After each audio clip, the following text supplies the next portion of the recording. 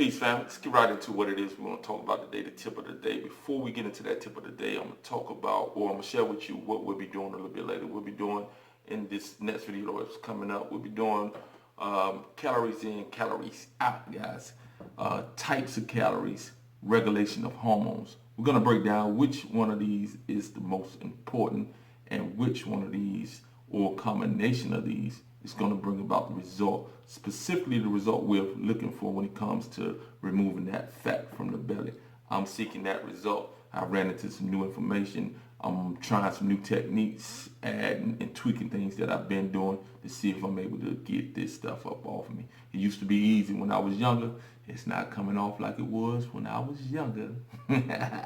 Let's get into what we're going to talk about today, guys. Expectations of others is probably the most, one of the most stressful and most debilitating type of emotional and mental stress that we can put on ourselves.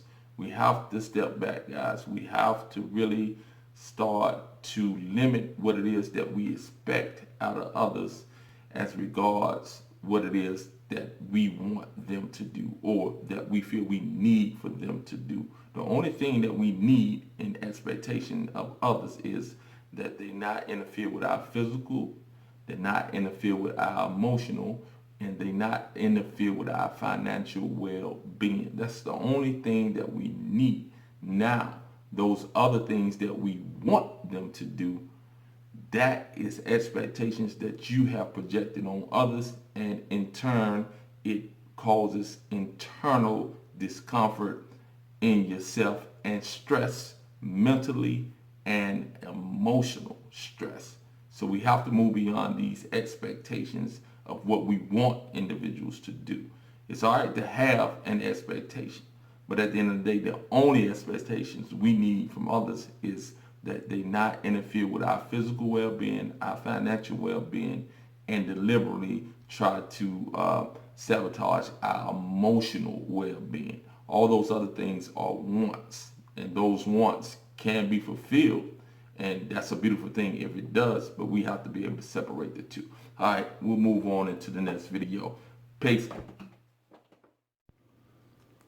Peace, family. Let's get right into what it is we want to talk about. First, let's give a big shout out to my girl Betty. She did that intro. She put your boy in there. She knows what she's doing. She's a marketing genius. I'll leave her information in the bottom. You guys go check her out, all right? I'll leave that information in the description. Now, let's get into what it is we want to talk about. We're talking about stop counting calories, regulate hormones. Stop counting calories.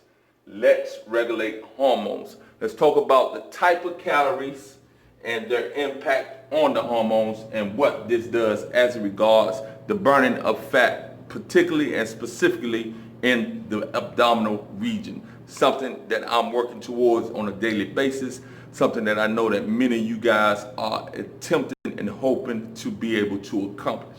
Now, calories do matter, but it's the type of calories that's going to have the greatest impact on your hormones, all right? Sugar, it's going to have an very detrimental impact on insulin, meaning it's going to raise insulin, all right? Fat, it has a minimal impact on insulin, minimal to none of an impact, all right, in the short term. Carbs, we're talking about those simple carbs.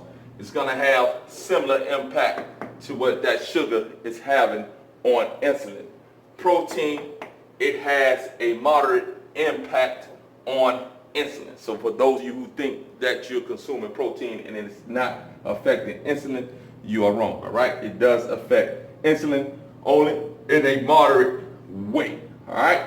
So again, what we want is, in terms of losing that belly fat, we want low cortisol levels, and we want low insulin levels, all right?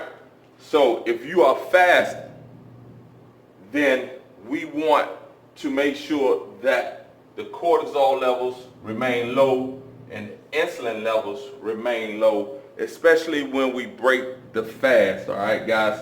It is said that cortisol levels do spike periodically while you're fasting, but there are several techniques that you can utilize to keep that cortisol low, and we talked about that in the video earlier. Insulin, again, that's going to be determined by what it is that we consume right after we eat. I mean, right after we break the fast. So therefore, you want to break the fast with something that is not going to rise or raise insulin, guys. And you want to make sure that the cortisol levels remain low. So breaking the fast with fats is probably the best way to go about this, especially if we're focusing on losing that belly fat. Also, guys, we have to regulate our testosterone, our estrogen, and our progesterone. Now, one of the keys to this, guys, is making sure that you have an adequate amount of cholesterol in your body. For those of you who are on cholesterol-lowering drugs, this is not a good look, guys. This is not a good look because it negatively impacts pregnenolone, which is the precursor to testosterone, estrogen, and progesterone, guys. So you want to make sure that your cholesterol levels are adequate, that you're not too low, and that you're not taking those low cholesterol cholesterol lowering medications, guys. Pregnenolone is produced from cholesterol, and it is the precursor to testosterone, estrogen, and progesterone. When these hormones are out of balance, then this negatively impacts the entire system. It can cause a lot of damaging things, not only in its regards to the hunger and eating, but also in regards to overall well-being, period. All right, guys, that's what it is today. Stop counting those calories. Calories do matter, but regulating your hormones matter more, and you can utilize food to greatly impact insulin and even cortisol to a certain degree, as long as the body is not stressed, as long as the body is not under an enormous amount of inflammation from foods that are not good when it comes to the body's overall health, right? And those foods we talked about before. Sending you peace and love, guys. Sending you peace and love.